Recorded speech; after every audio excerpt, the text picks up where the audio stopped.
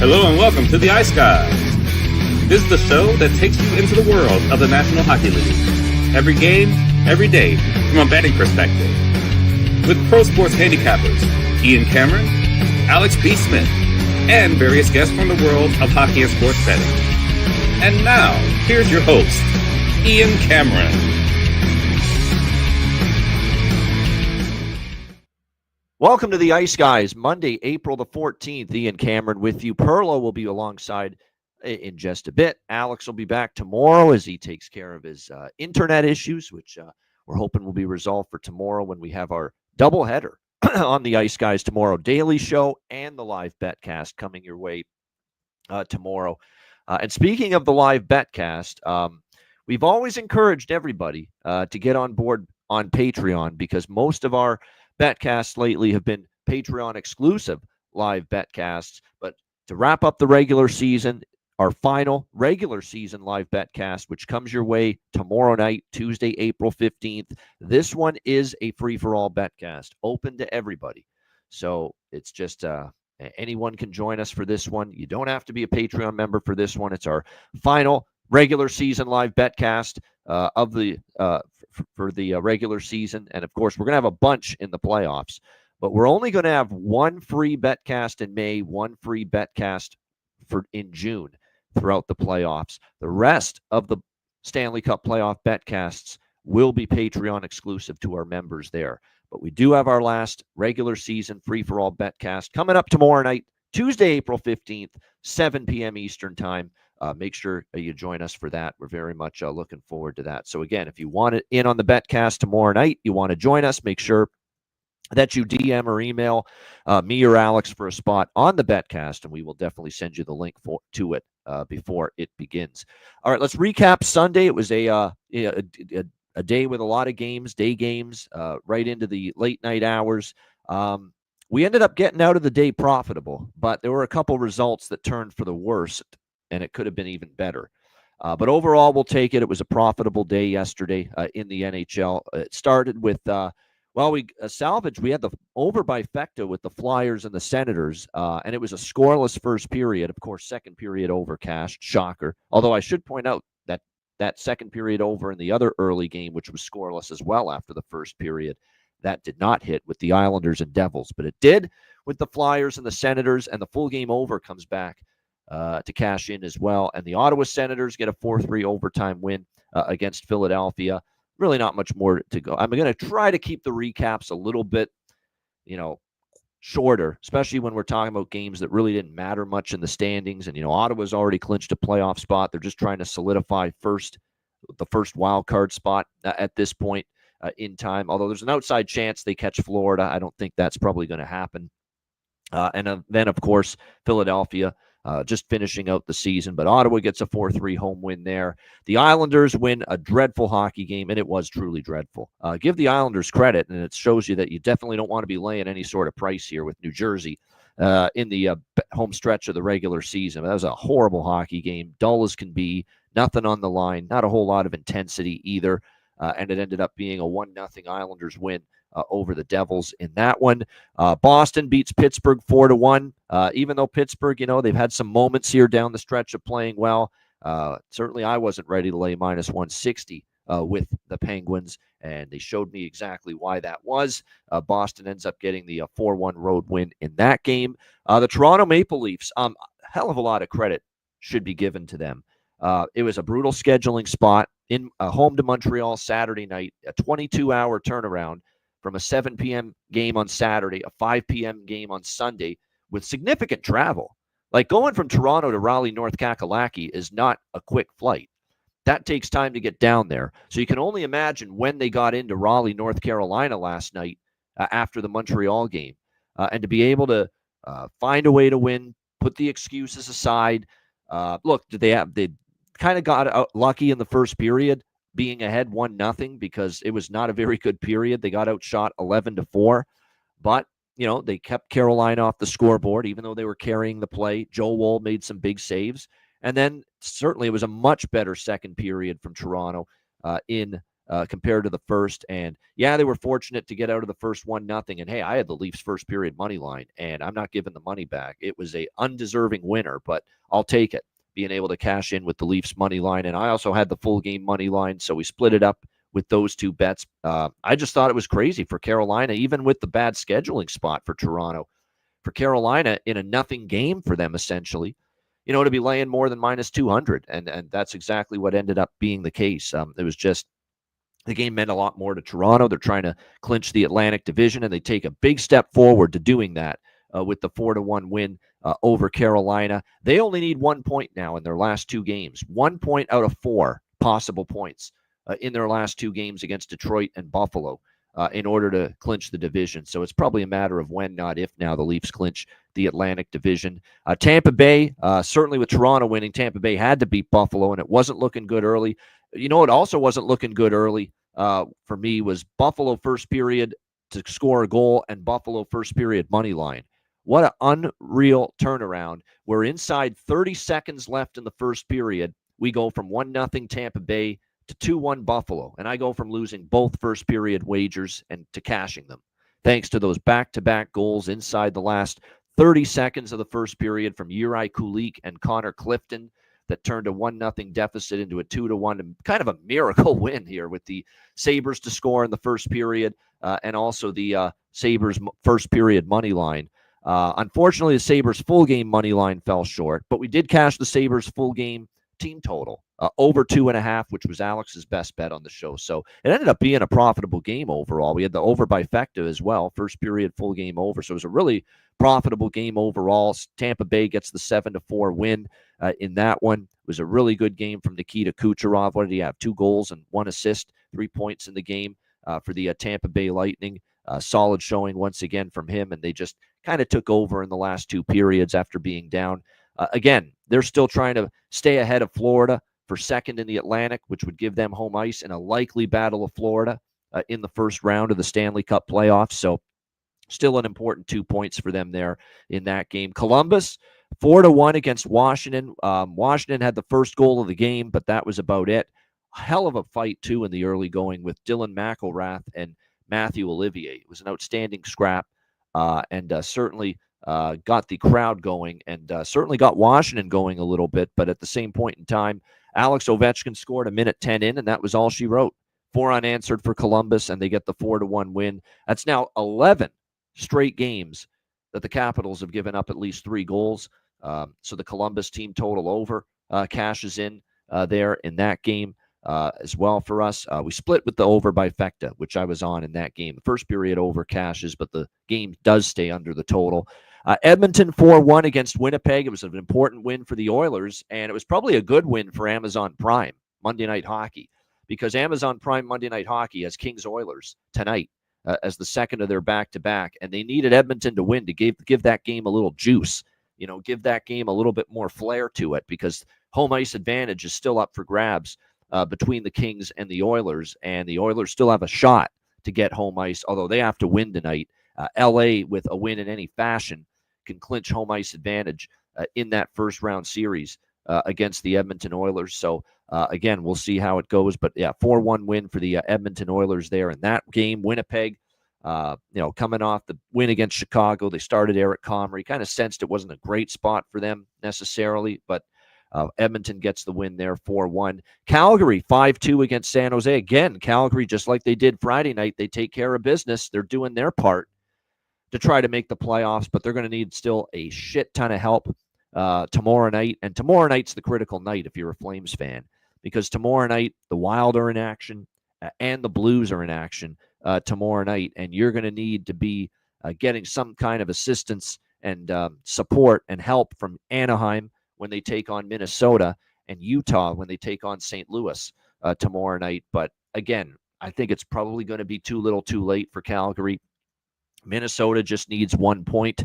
St. Louis just needs 1 win in order to clinch a playoff spot. So it's still looking very unlikely for the Calgary Flames, but at least they get to Tuesday still alive. There's still a chance. They'll have to see what happens in Minnesota and St. Louis tomorrow night.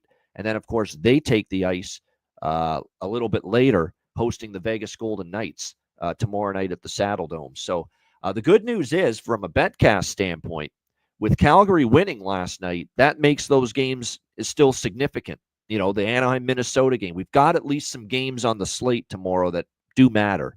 Florida-Tampa Bay is going to matter because those teams are battling for home ice advantage in their likely first-round series against one another. So from a betcast standpoint, we've got some good storylines tomorrow night for us to dive into and to sink our teeth into. We've got Florida playing Tampa Bay. That could decide home ice advantage in the first round. We've got Anaheim, Minnesota, Utah, St. Louis tomorrow night.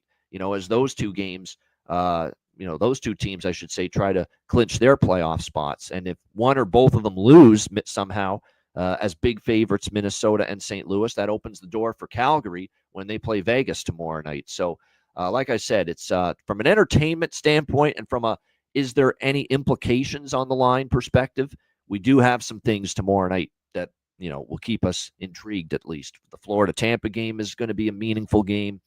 Anaheim, Minnesota is going to be a meaningful game. Utah, St. Louis is going to be a meaningful game. And certainly if someone's able to upend the Wild or the Blues tomorrow night, that's going to make Vegas, Calgary a meaningful game tomorrow night. So that's the good news. It's not going to be all nothing games, teams just playing for exercise or teams just playing out the string when we have our final live betcast of the regular season tomorrow night.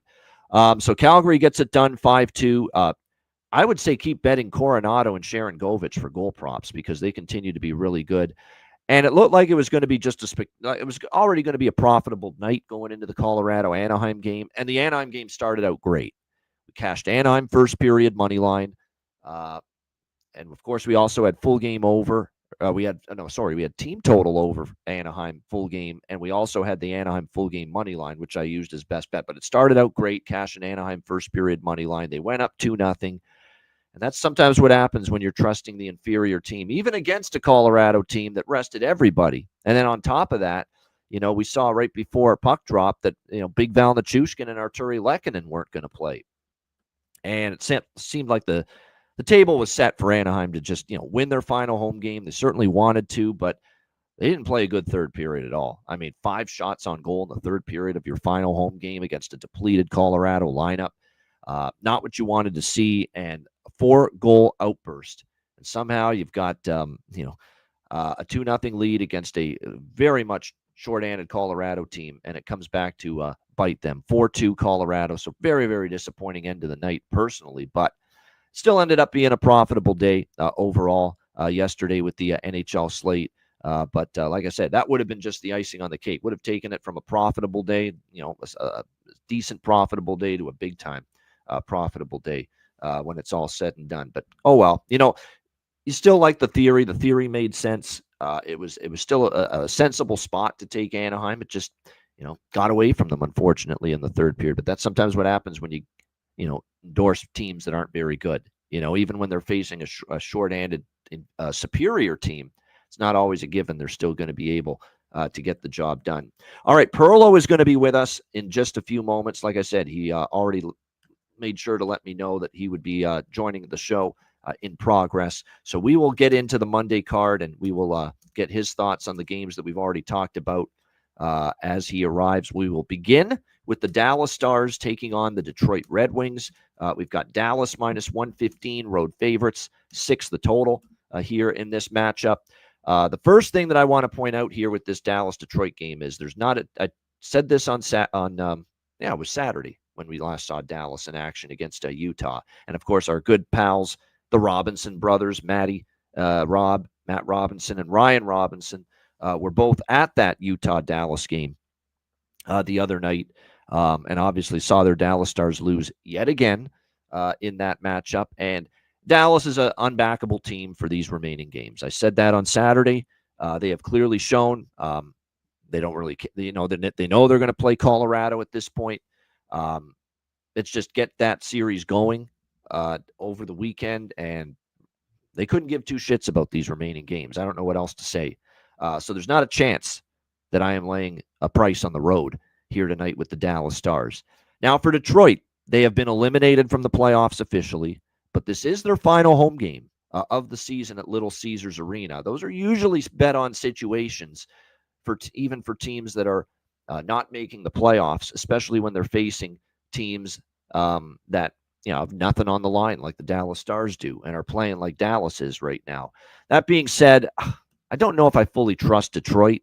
They did beat Tampa 4-3 in overtime, but there was still a little small little glimmer of hope for them to make the playoffs when they faced the Lightning on Friday night. Well, those hopes are gone. So this is Detroit's first game since being officially eliminated. And I don't know if I'm running to bet them either. I can tell you I'm not going to bet Detroit. And I don't want any part of Dallas. So you know where I'm at in this game.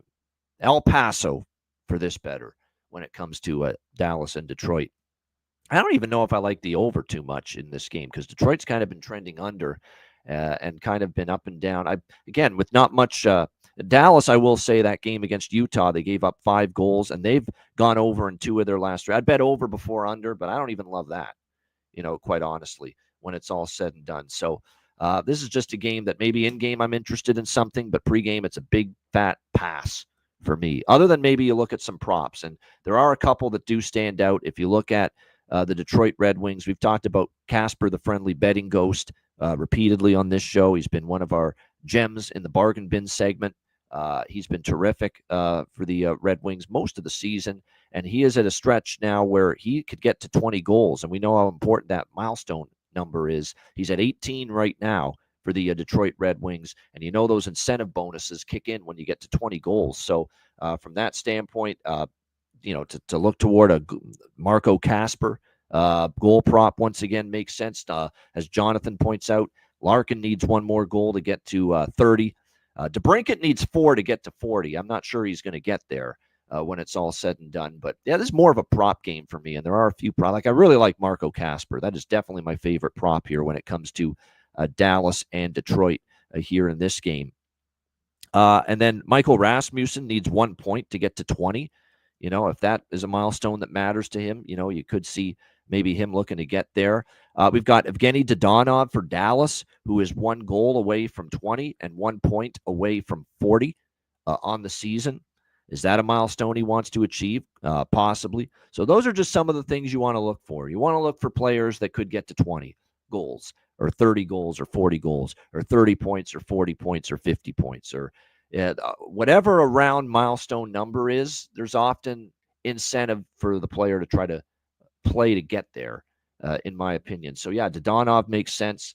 And then I didn't even know that, but that's good to know that he scored 5 goals in 9 games against Cam Talbot for the Detroit Red Wings. So not only is there the incentive of Dodonov, but there's also obviously success that he's had against Talbot. So makes sense there to look in that direction. Talbot is confirmed, by the way, for Detroit. Keep in mind there was no Harley, there was no Lindell, and there was no Marchment Saturday against Utah. Peter DeBoer resting all those guys. Harley and Lindell have already been ruled out, and Marchment, who's got an illness right now, I wouldn't be surprised if he sits again here for the Dallas Stars tonight. So we can move on. Next up, we've got the New York Rangers and Florida Panthers.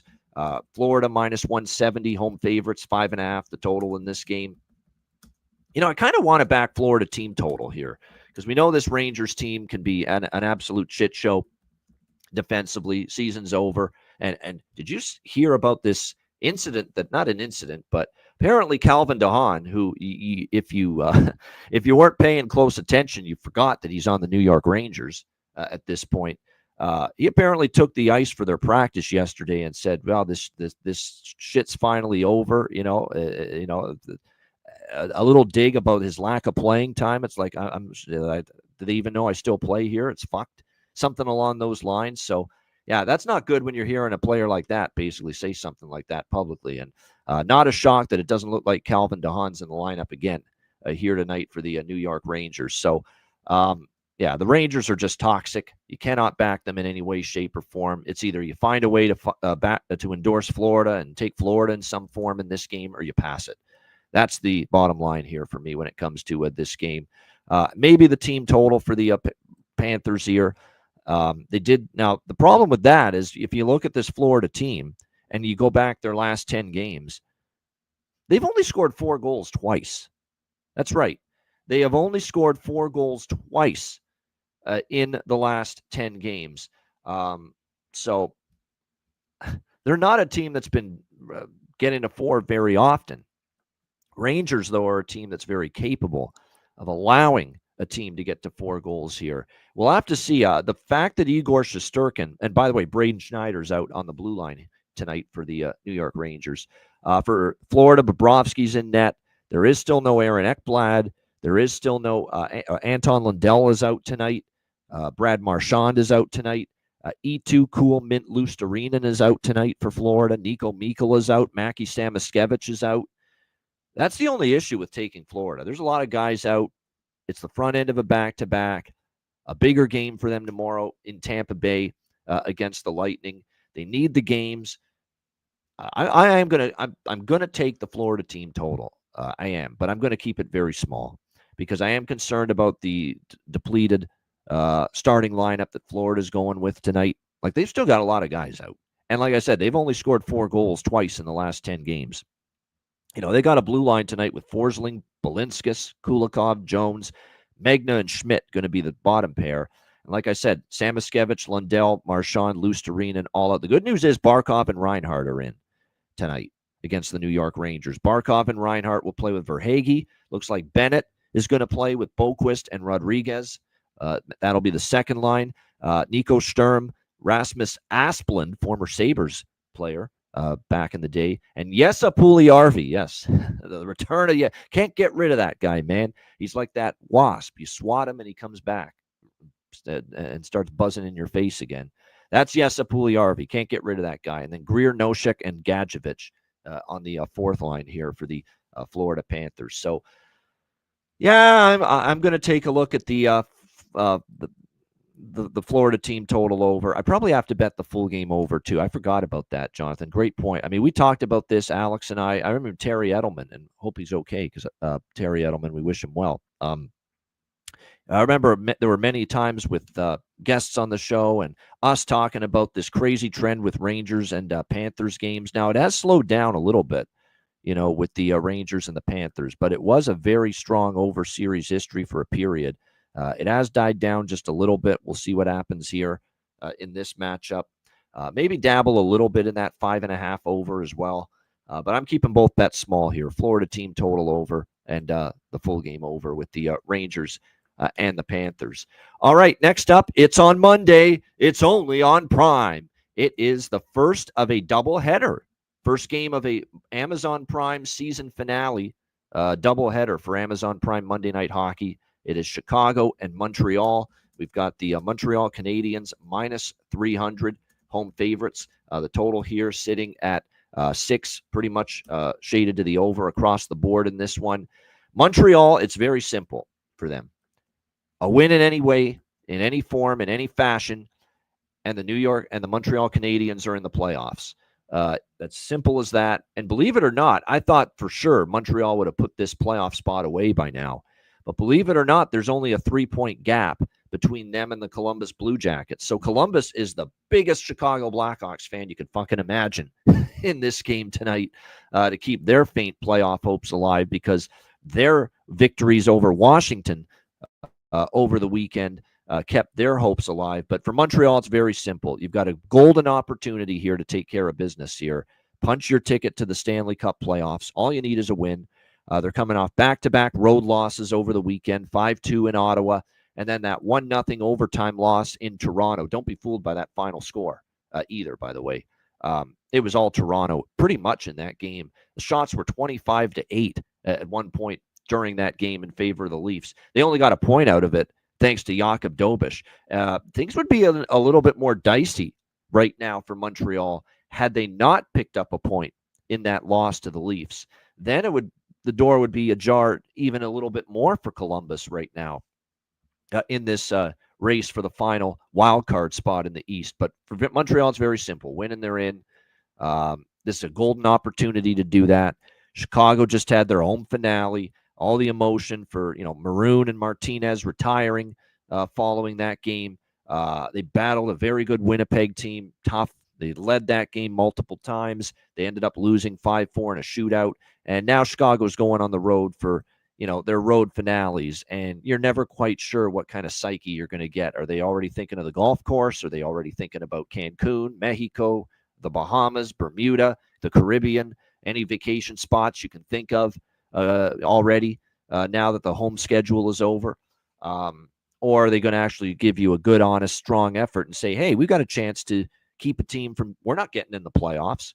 We have a chance to keep this team out, at least keep this team from clinching a playoff spot here tonight. So that's the problem now. I don't want to be Dr. Fraser Crane and be guessing, because we're not there. We're not near the situation. I don't want to be guessing what the Chicago team mindset is right now. But I know they poured a lot into that final home game against Winnipeg, which is why I liked Chicago in that game.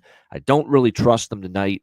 Problem with Montreal is, it's the value is hard to find in this game. You're talking about a minus 300 favorite. Montembeault confirmed in net, and it is going to be Arvid Soderblom. It is a confirmed starting. It is a confirmation. Sorry, that Arvid Soderblom will be the starting goaltender here for the Chicago Blackhawks in this game. They have been slow starters, Jonathan. That's a great stat. There's no doubt. I mean, this has been a real issue for the Montreal Canadiens. The Toronto game, they were actually finally tied after the first, but still Toronto outplayed them heavily. They had a bad start at Ottawa. Detroit was up 1-0 in Montreal after the first period last week. Nashville scored the first goal. Philadelphia in a home game last weekend, they got the lead on Montreal. There's been a lot of instances lately where Montreal has fallen behind early in these games. So, like I said, taking a shot with Chicago first period money line, 0-7-7 in their last 14 games in the opening 20 minutes. So they've either been tied or losing after the opening 20 minutes of late. So yeah, if you want to ride that trend, I don't mind it. With Soderblom in net, though, I'm not loving what I'm seeing from him lately. He's had some great moments of play this year, Arvid Soderblom, but lately not as many. He did play up better against Boston. Can he play that way again here? Before that, though, he had given up 3-4, 3-6, 4, and 5. It was getting shelled pretty good by Utah, St. Louis, Vancouver in some of his recent starts. He did play better against Boston, but you have to remember, Boston is going to be, Boston's out of the playoffs right now. And Montreal, after coming back with those 2 road losses, bottom line is I did talk myself into taking Montreal team total here. It's minus 130, over 3.5.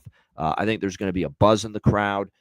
It's obviously the debut in the NHL of Ivan Demidov. Everyone's excited about that here tonight for the Montreal Canadiens, for the fan base. He's a guy that had one of the incredible seasons in recent KHL memory, the Continental Hockey League over in Russia. And the talent is undeniable. Great skill set offensively.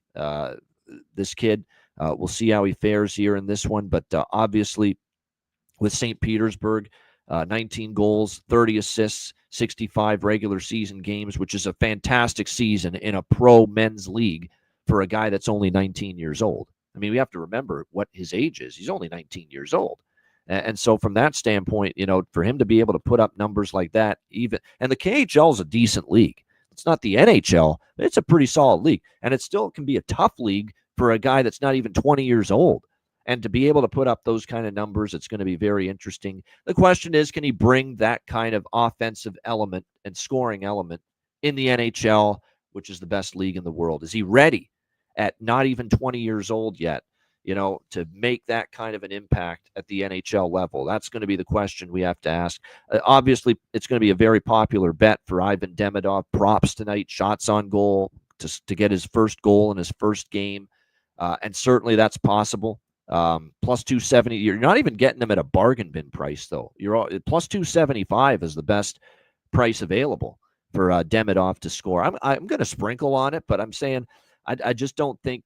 I think the hype train on this kid, and we're going to find out tonight. And obviously, he's going to play the remainder of the regular season games, most likely for Montreal as well. We're going to find out, if the hype's warranted and if he's ready to make this jump to the NHL and be, an impact player right away. But again, from a value standpoint, you don't typically see this. You just throw this kid into the lineup and first NHL debut, and you're not even getting plus 300 on him to score a goal. So you're not getting great value, but I know that why people are running to bet Demidov here as far as being able to find the back of the net here in his Habs debut. I still think if you're going to look at some other Habs for goal props tonight, I would Suzuki, obviously, he's just can't be stopped right now. But Dvorak and Gallagher have chipped in a little bit lately for this team. They've gone on a little bit of an offensive uptick, if you will. Keep an eye on them.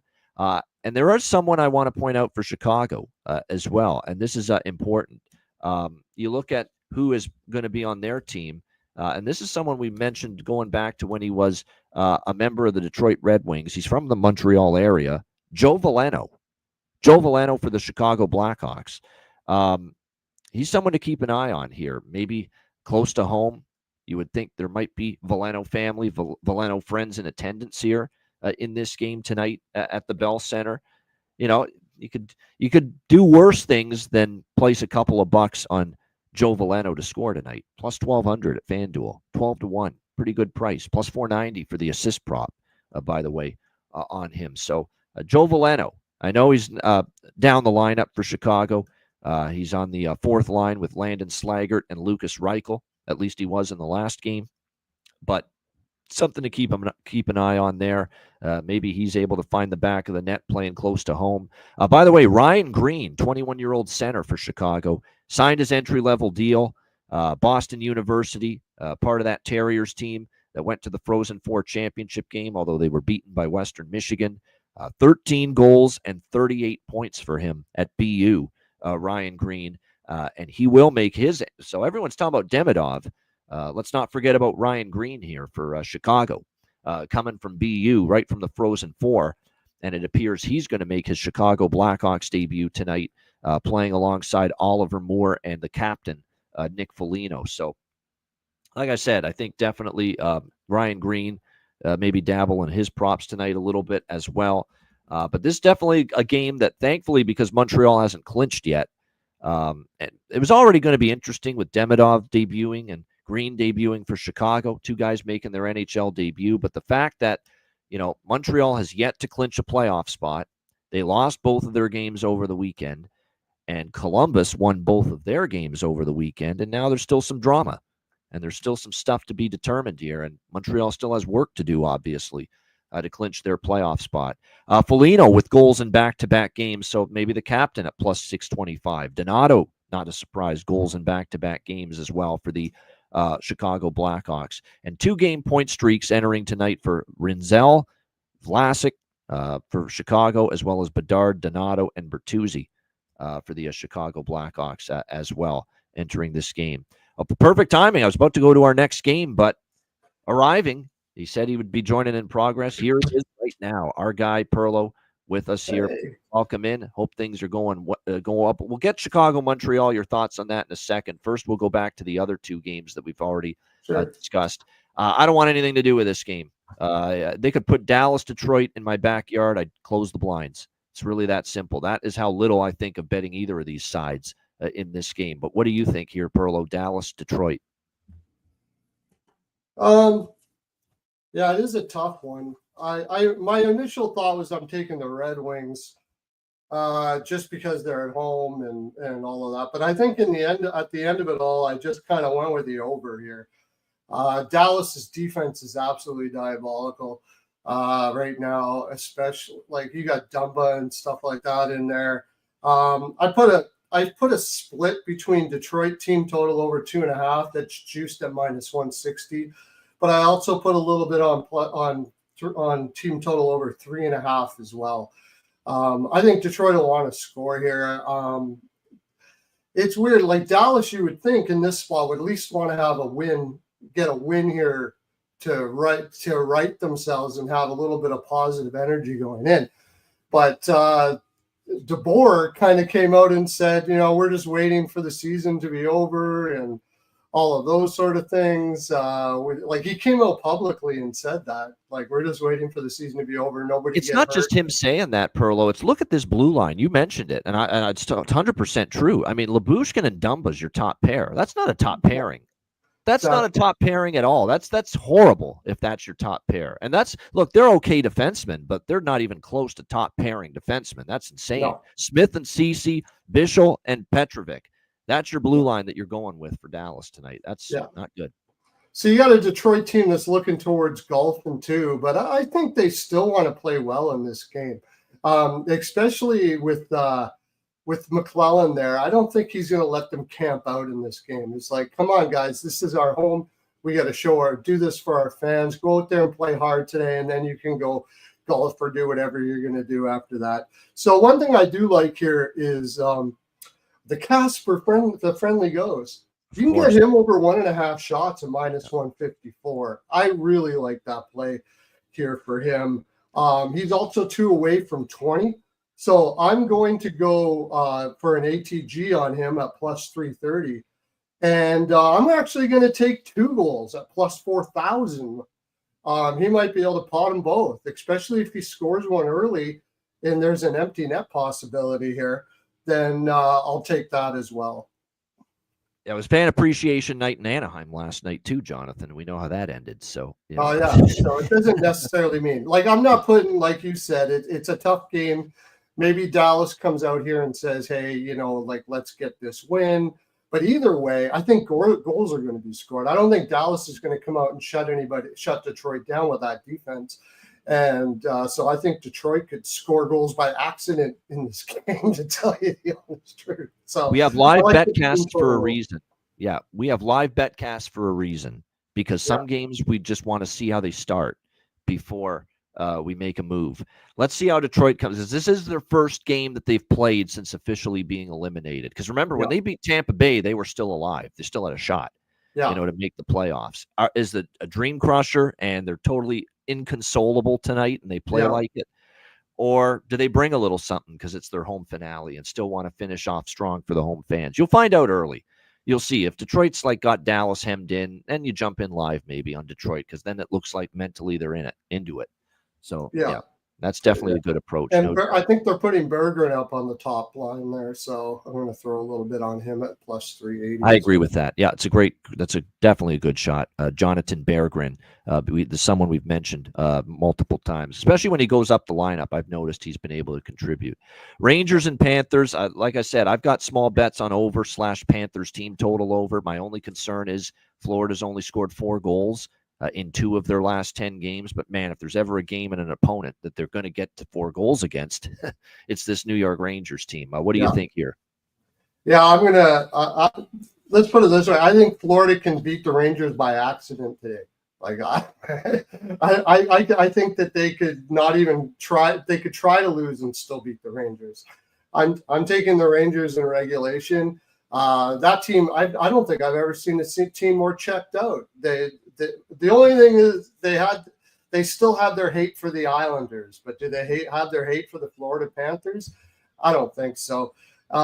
So I took a little bit on regulation. I took a little bit of Rangers team total under, because Florida has been shutting down teams, and I don't see the Rangers trying too hard in this game. So I think they're going to have a difficult time scoring. So -115, I think that might be the best play here.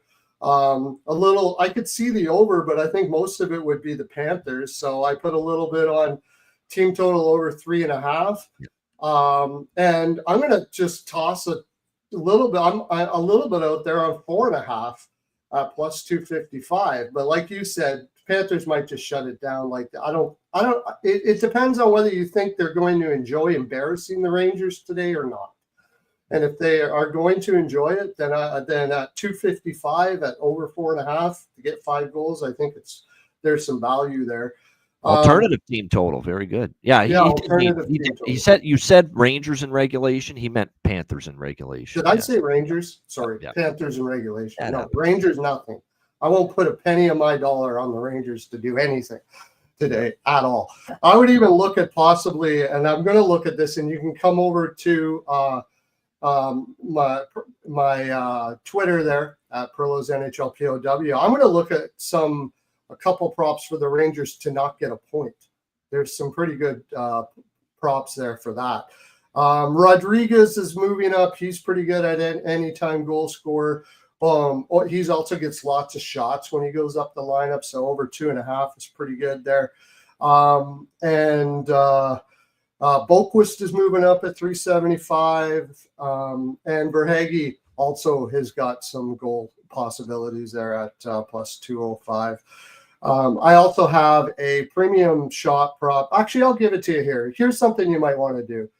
Take Florida just in case they get a little lazy, just money line, and parlay it with Jones over 1.5 shots at minus 200. He's gone over that 12 games in a row now.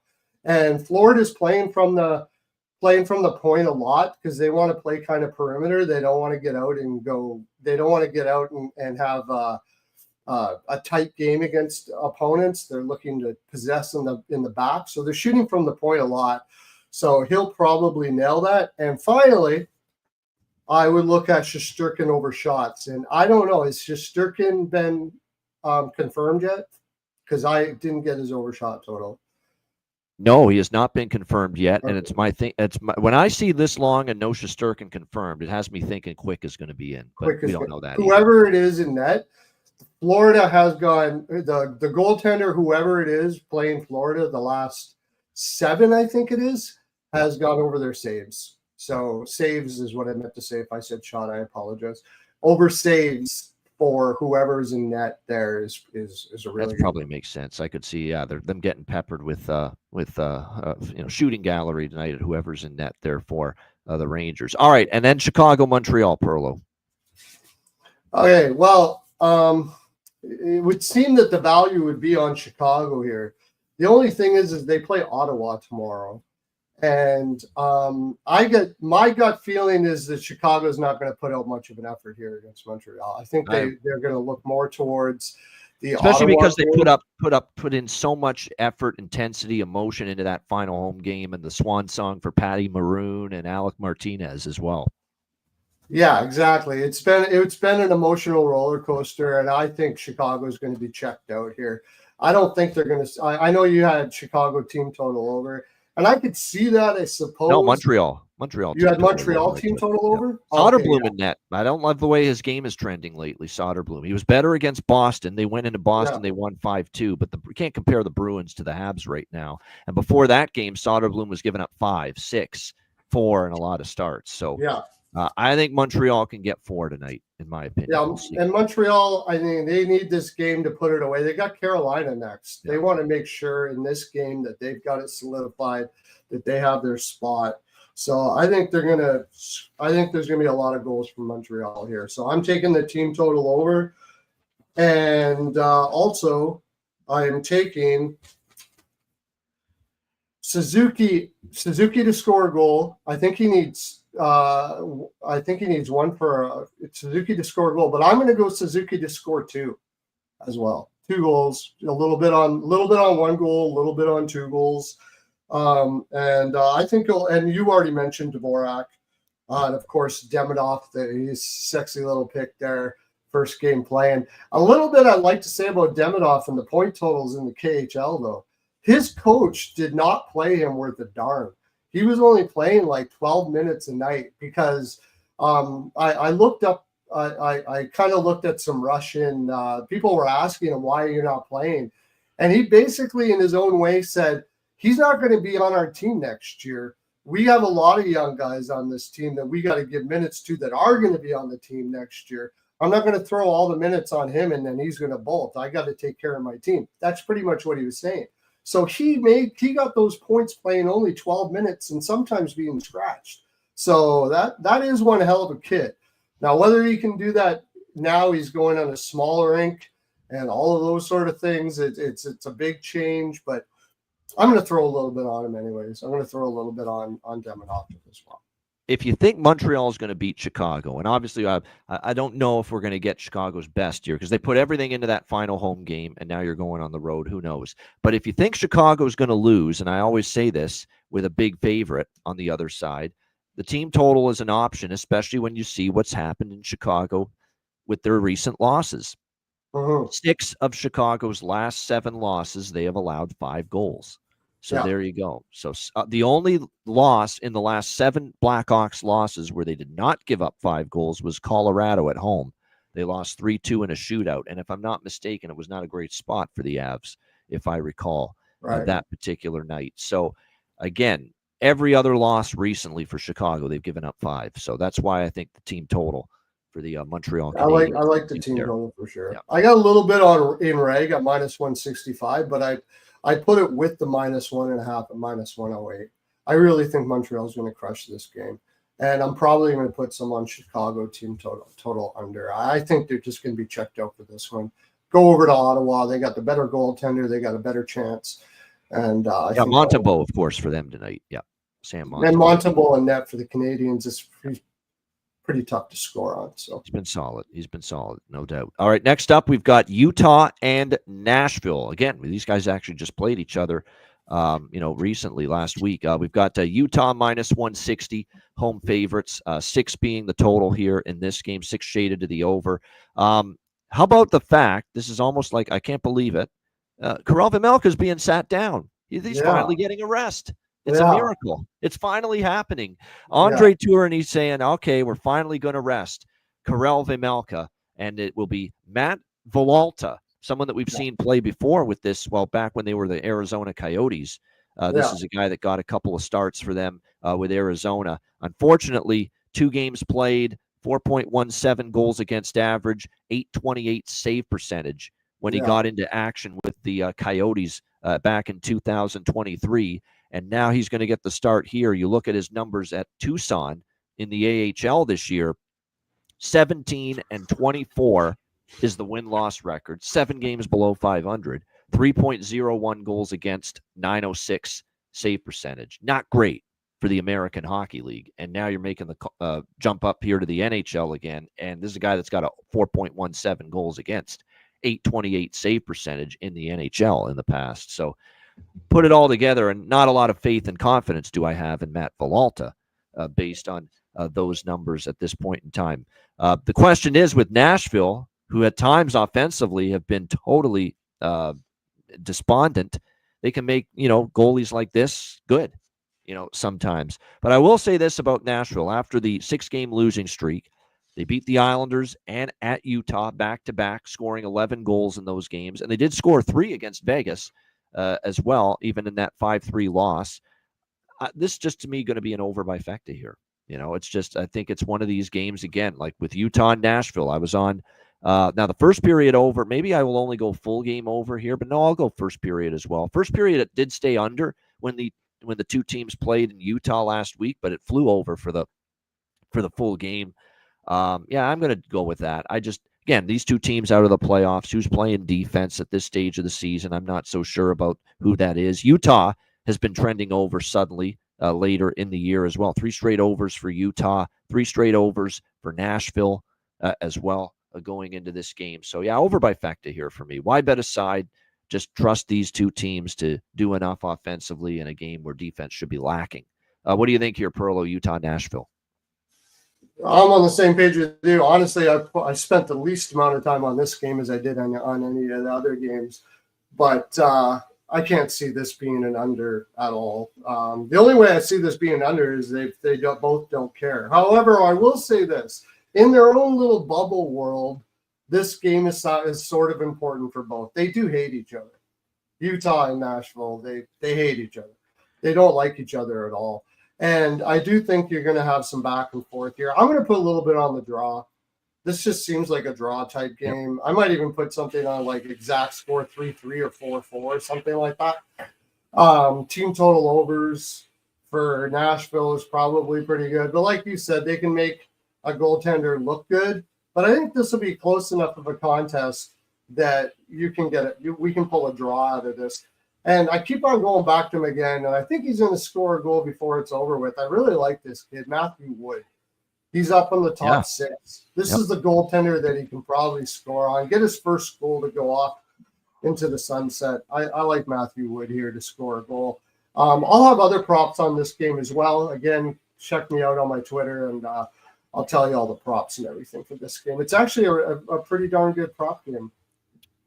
Yeah, I think it could be as well, no doubt. But you're right. You mentioned it with Matt Wood.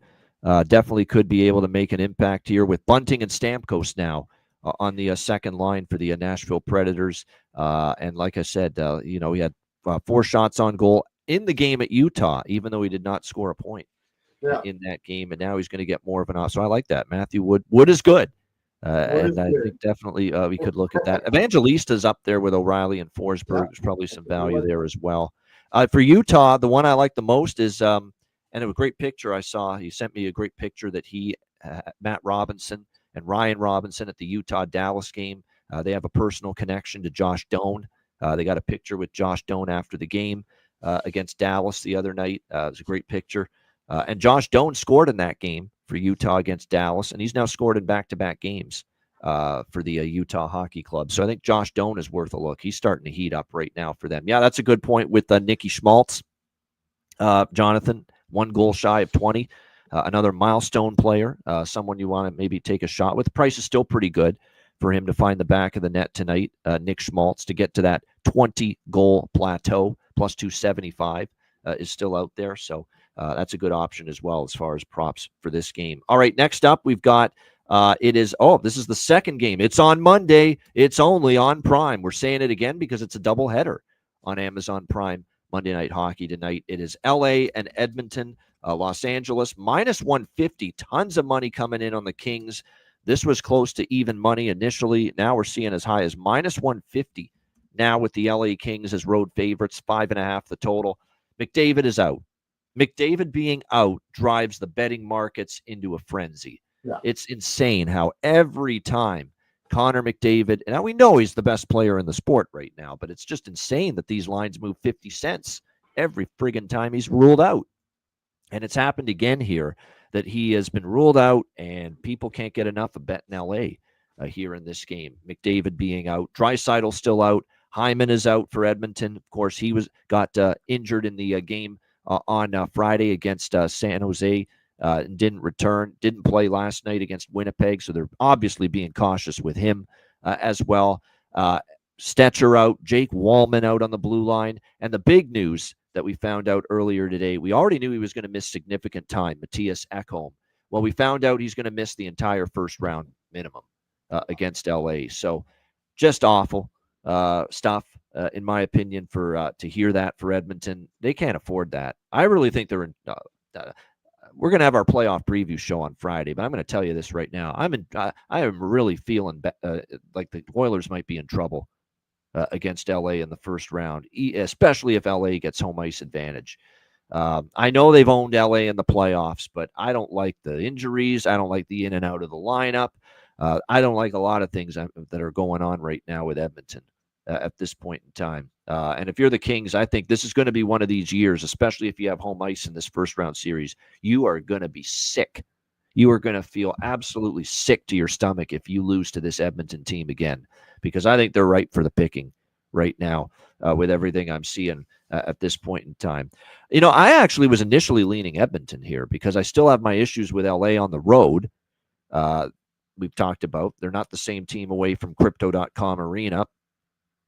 Edmonton has to win this to keep the hopes alive of home ice advantage in the first round against LA. And the Kings just need to win in any form. And they clinch home ice advantage here in the first round against Edmonton. But now with McDavid out, and that's kind of like a sign that, you know, we're not really going to go balls to the wall for home ice. We're already probably not going to get it, but we're not going to run our players into the ground tonight, into the ice tonight to try to get home ice advantage. So I was initially leaning Edmonton here, but I'm going to probably stay off now as far as a side. And I'm not laying a bad number and a bad price with the Kings now. Not a chance at minus 150. You know, there is that element of, you know, we've talked about how good LA's been not giving up a goal, but I usually like to bet that at home with Los Angeles more than on the road, because that's where they've been absolutely spectacular, not giving up that first period goal. It's where I bet it. That's where I've been betting LA. You know, the opponent of the Kings not to score in the first period. Most of the time I've been betting that at Crypto.com Arena. I'm not sure I trust it here tonight, but I don't mind anyone going to that well because it's been so strong overall for the LA Kings, them not giving up a first period goal. I don't mind that. I would lean that way, but I don't know. There's something about this game where now it just seems now with they've won before with McDavid out. I still remember there was one game it was against, I forget who it was. It was the first game they were without McDavid, and they won that game, Edmonton. So, and I wouldn't totally put it past them to find a way, but like I said, It's just a game now where I was initially interested in Edmonton, now not so much. Draw, maybe. I don't even love that, though, quite honestly. Perla, what do you think here? Kings, Oilers. Yeah, I put a little bit on the Kings when this number wasn't so crazy. I liked them right off the get-go. I just think that it's that important for the Kings. They know how bad their road record is, and they haven't been able to figure it out so far. They need to get home ice advantage over the Edmonton Oilers. I believe they play Seattle again tomorrow though, don't they? Yes, they do, in Seattle, back-to-back. This is the front end of a back-to-back tonight. Yep. Yeah, that's the one thing I'm kind of iffy about on it. And I could sort of like back the draw here because they could try to let off in the third, and they could say, you know what, we got Seattle tomorrow. If we're not going to fight too hard here, we'll kick Seattle's ass tomorrow. We'll be okay. They could kind of think something of that nature, and then Edmonton come back and tie it up. So I'm going to throw a little bit on the draw here. But more than anything, there's a shot prop on here I like. Moore, for some reason, just loves to beat the crap out of the Oilers. I don't know why it is, but it's one of those things where he just, as soon as he plays Edmonton, he's not from there or anything like that. They got him for over 1.5 shots, minus 160, and he's flying over this total like crazy. So it's basically the same price as taking the Kings money line, and I think you have a much better chance of him getting over 1.5 shots than even the Kings winning this game by a long shot. So I'm going to throw that. I'm going to play that. I'm probably going to play that heavier than I am on the Kings. So that tells you something there. I like that over 1.5 shots for more. So we have 6 players on multi-game goal-scoring streaks entering this game tonight. I'm betting all 6 of them. Mm-hmm. All 6 of them. And I think if we hit 2 or 3 or 4 of them, we're going to be, certainly if we hit 4 of them, it's going to be big time profit. If you even give me 2 out of the 6 or 3 out of the 6, I'll take it. It's going to be a really nice profit. But we got 6 players in this Oilers-Kings game on multi-game goal-scoring streaks where they've scored in either 2 straight or 3 straight. For Edmonton, we've got Corey Perry. He's been Scory Perry. Back-to-back games with a goal, plus 425. Really good price. Connor Brown, back-to-back games with 3 straight games, in fact, with a goal for him. Also for Edmonton, he's upwards of plus 340 in this game. Corey Perry for Edmonton, plus 500 at Bet Rivers in some spots. Great prices, no question. For LA, I cashed a bargain bin special with him Saturday. Quinton Byfield, 3 straight games with a goal for him. And Quinton Byfield's still plus 310, at BetMGM. Fiala has scored in back-to-back games. Not as good of a price for him, but plus 210 for him. Anze Kopitar, goals in back-to-back games for him, plus 450. And Alex Laferriere for the Kings is the 6th player that has scored in multi-games in a row. 2 straight games with a goal for Alex Laferriere. I knew it was coming. You could see he was getting chances. Puck wasn't going in. And now he has scored in back-to-back games. He's at plus 365 at Patano to score a goal tonight. And there's also milestone number within reach for Alex Laferriere tonight. As far as that's concerned, trying to get him to 20 goals. So Laferriere's this is a great goal scorer prop game. It really is. There's great options galore in this game. Byfield, Fiala, Laferriere, Kopitar for the Kings. All 4 of those guys are on multi-game goal scoring streaks. And then you've got Perry and Brown on those streaks for Edmonton.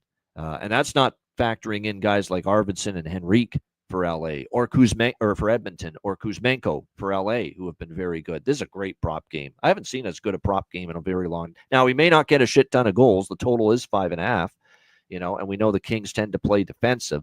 So again, if you don't get the goals, you're in trouble with expecting a ton of these to cash.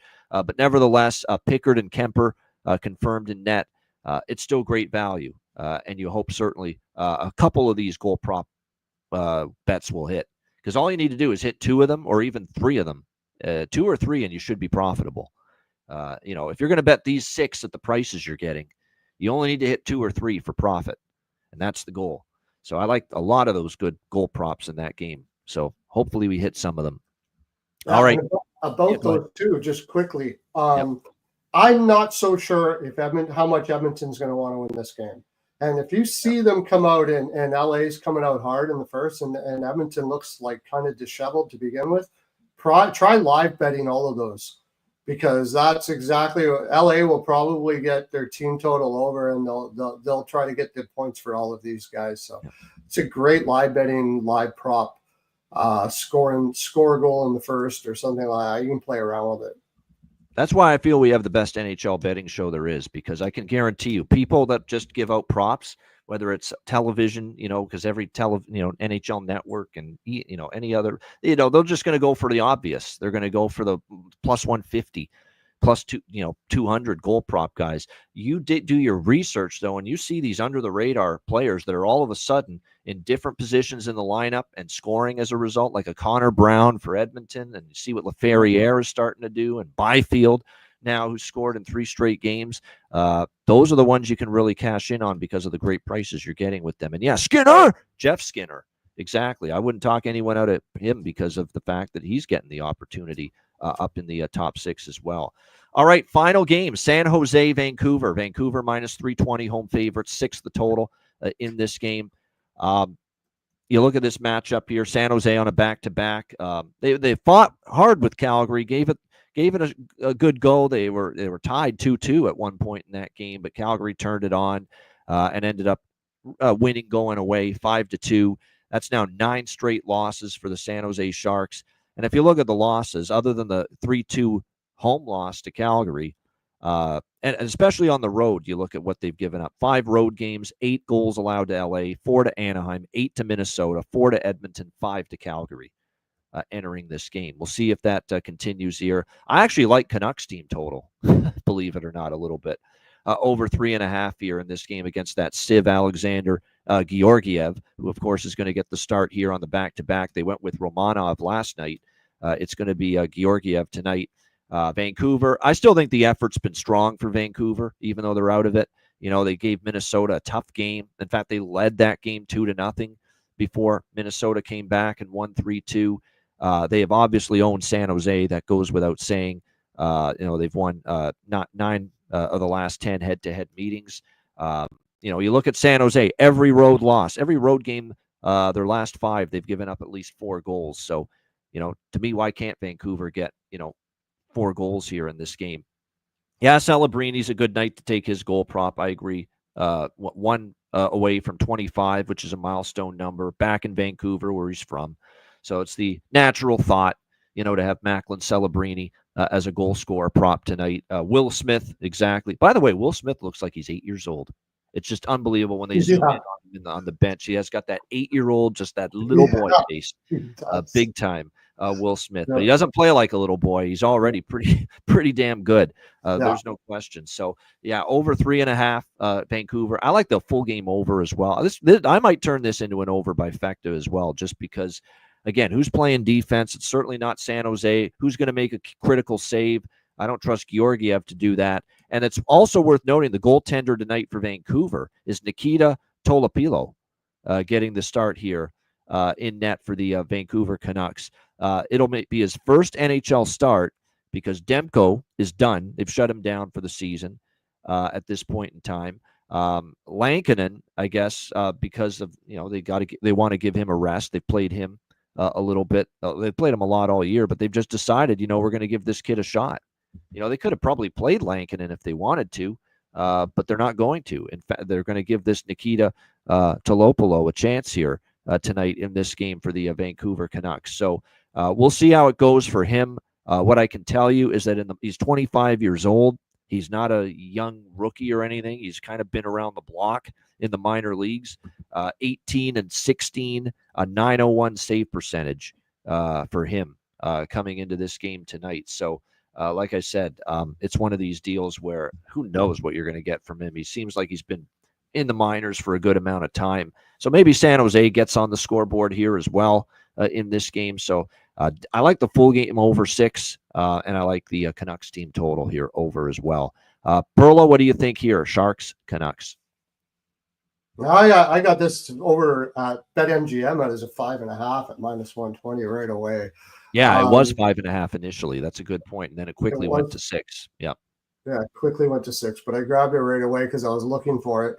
Yeah, putting that, you know what? I would have rather it not have been this Telepedo guy, because when you get these guys in, he's going to be dialed into this game. I mean, that's what I don't like about it. I actually don't like the fact that he's in.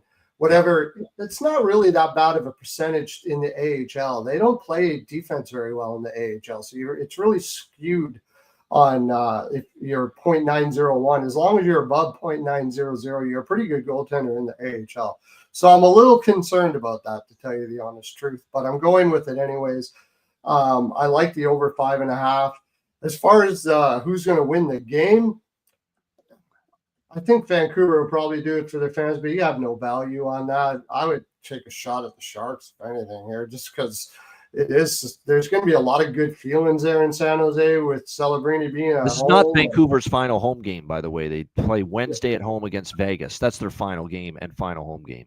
Yeah, I wouldn't be surprised if they let down here and for some reason the Sharks pull this out. I mean, it's hard for me to bet it, but if I were to bet it, I would go with the Sharks here.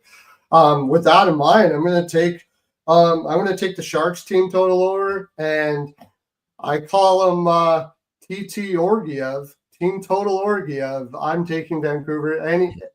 I've said it the last time I was on here. I was going to say this could be a game where both team totals end up hitting. It could be. Yeah, I could see both of them. I could see over 5.5, and then with Celebrini, take the goal, but also take 2. Always do that. Put a little bit on the goal, a little bit on 2, because you're getting them at plus 1,700. And I'm going to do the same for Smith. This could be the kind of game where it just gets wild, and it's like 7-6. We've seen it before. I could see it happening. And if that's the case, Smith over 1.5 points. He could get 2 goals. Throw him in there. Throw him for a goal. There is a lot of good ones. Sherwood, of course, is playing really well right now, and I think he's feeling it quite a bit. You can get him over shots at minus 172. I know that sounds juicy, but he's did that like 9 straight. So I'm going to throw a little bit on that. And I like this Ratu kid for Vancouver. I really do. I've been talking about it quite a bit. And you can get him for 1 goal at plus 350, but I'm putting him in for 2. I'm taking him at plus 3,500. I think this kid's going to be better than people think. Give him next year. I see that kid being possibly a 25-goal scorer for the Vancouver Canucks. This is a kid that was supposed to be a really high draft pick, and his draft year he fell down to the Islanders, I think, in the 2nd round. He had some maturity issues and stuff, but it looks like he's grown up now. He's hit pretty well in the AHL. He's got a serious look on his face that he never had before. So he looks like he's starting to focus now on being a professional, and I think he's going to be a good player, and I think this is a really good opportunity for him to shine. So I like Ratu here, and I like him for 2 goals. And Hronek has been, if this is going to be a high-scoring game, guys like Hronek are probably going to throw an assist or 2 out there, and you can get him for 1 point for 110, but forget that. This is the end of the season. We've all done well listening to the Ice Guys, right? We've all done well this year. So why don't we just go for it? And I'm taking Hronek over 1.5 points. Actually, over 1.5 point assists at plus 800. I'm going to throw a little bit on that because he has been putting up points as of late. And if this is going to be a high-scoring game, I could see him easily getting 2 assists in this game. Yeah, I'm going back to, and it's not going to be on my bargain bin special segment like it was Saturday, but I am going to bet Kiefer Sherwood again. He's trying to get to 20 goals for the Vancouver Canucks. Garland, not the best price, but yeah, I could understand that too because he's going for that 20-goal plateau as well on the Vancouver Canucks side of the equation. Yeah.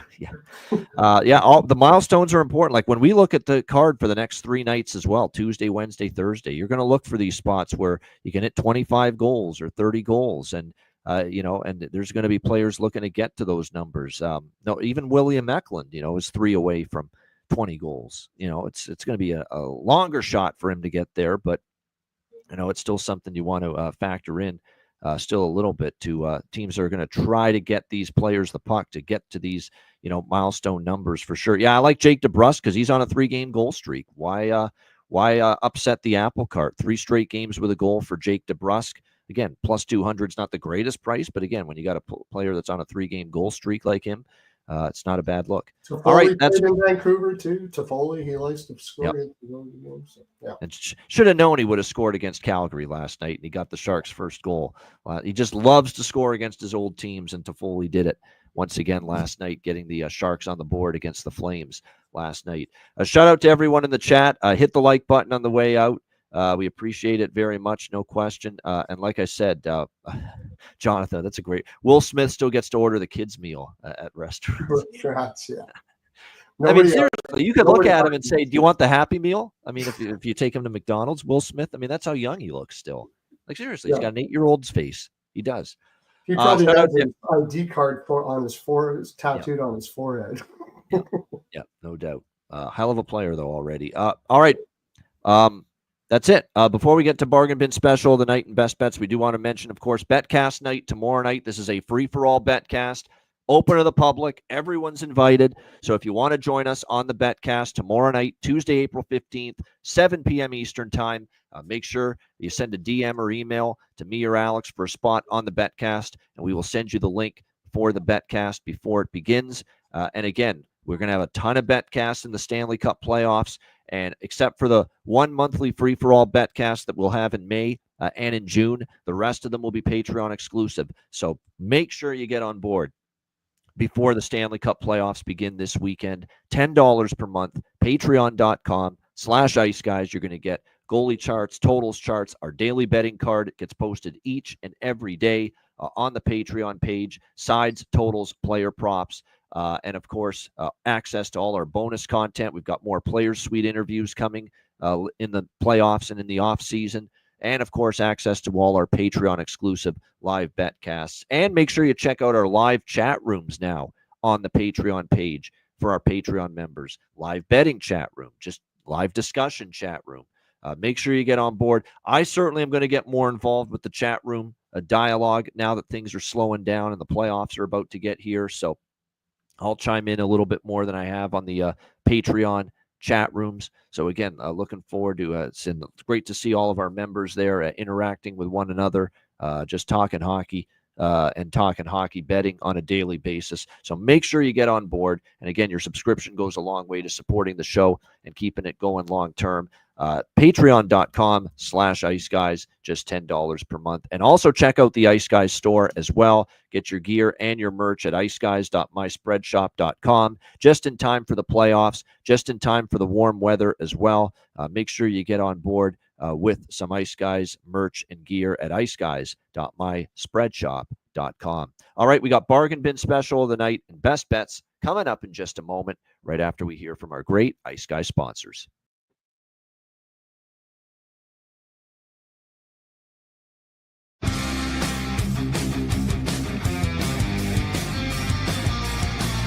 Support for the Ice Guys podcast is provided by Boston Hemp Incorporated, Tailgaters Social, and a big thank you to all that subscribe to the Ice Guys Patreon page.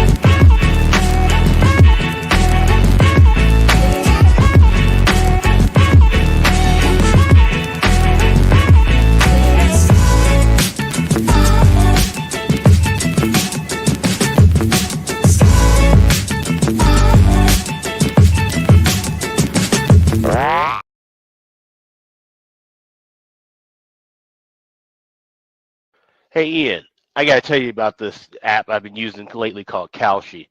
Kalshi.com. Did you know it's the only place where you can trade on March Madness in all 50 U.S. states? I have heard about this, actually. Kalshi is the first and only legal prediction market that lets you trade on real-world events with the look and feel of stock trading, whether it's who will win elections, who will win the Grammy or Oscar awards, or what the price of Bitcoin will hit this year. You can bet you trade on just about anything on Kalshi.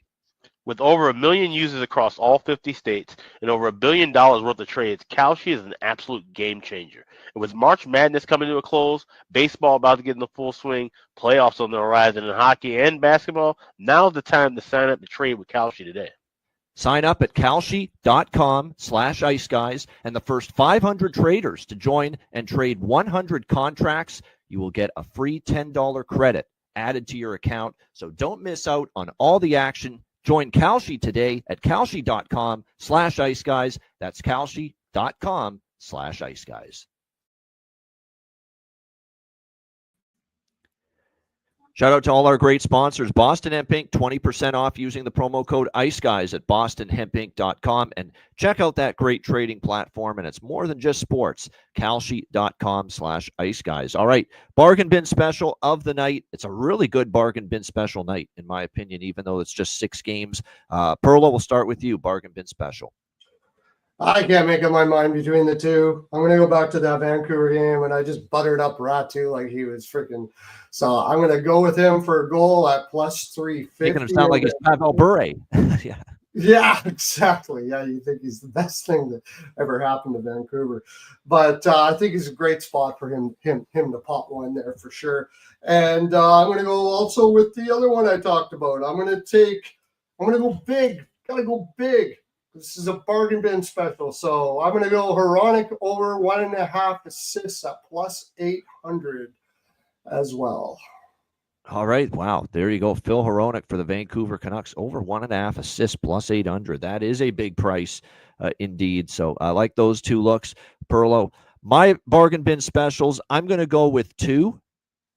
I've got to go with Casper, the friendly betting ghost. I love it. Plus 375. For the Detroit Red Wings. He's someone we've cashed with multiple. I think the last time I used him as a bargain bin special, he cashed as well. Plus 375, Marco Casper for the Detroit Red Wings for one of my bargain bin specials. I've almost used Byfield again, but I'm not going to. I'm going to go with Mr. Laferriere for LA as my other bargain bin special. Plus 365, also a milestone player as well, kind of like Casper for the Detroit Red Wings. There are so many good props. I mean, I'm going with Laferriere for my second bargain bin special, plus 365, but Byfield's worthy, Kopitar's worthy, Connor Brown is worthy. There are a lot of really good looks in that LA-Edmonton game that are bargain bin candidates, but I will go with Alex Laferriere for the LA Kings at plus 365. So there you go. Marco Casper for Detroit, and Alex Laferriere for LA. Casper is plus 375, and Laferriere is plus 365 for bargain bin special of the night for me. All right, best bets for this Monday card. We'll start with Perlo, best bet. Well, it's the all Vancouver night day, I guess. I'm taking the over. I got it at 5.5. I'll back to 6, but over 5.5. San Jose, Vancouver is my best bet for today. All right, Sharks Canucks over 5.5 for a best bet for Perlo. For this Monday card. My best bet for this Monday slate, there's a lot that I like but don't love, when it comes to this slate. So I will go with, let's do the Utah-Nashville over. I guess by default, that would be my best bet. Like I said, there's nothing I love as far as side or total. Honestly, I love the props as much, if not more, than any side or total on this card. But we will go with Utah-Nashville. Full game, over 6, minus 120. Again, I don't know if we're going to see a shit ton of defense in that game. And Villalta's numbers are not great at the AHL level. He's getting the start for Utah tonight. And obviously, Saros has had a tough campaign. So I think we see goals there. Utah-Nashville, over 6, minus 120 for my Monday best bet. Shout out to everyone in the chat. Hit the like button. Betcast Tuesday tomorrow night, free for all. We hope to see a lot of you there for that. Looking forward to it. And a reminder, the Ice Guys is live 7 days a week, Monday to Friday, 2 p.m. Eastern, Saturday and Sunday, noon Eastern. If you can't watch the show live, download the Ice Guys podcast in audio form on all major podcast platforms, Google Podcasts, Apple Podcasts, Spotify, Stitcher, iHeartRadio, Amazon Music, and more. Download the Ice Guys podcast when you can't watch the show live. For Perlo, I'm Ian Cameron. Have a great Monday night. Enjoy the games and good luck. Back with you tomorrow on Tuesday. Might have a surprise special guest with us tomorrow. Just waiting on confirmation, but we'll stay tuned for that. And we will see you again tomorrow. Doubleheader, Betcast at night, 2 p.m. Eastern for the Tuesday edition of the Ice Guys.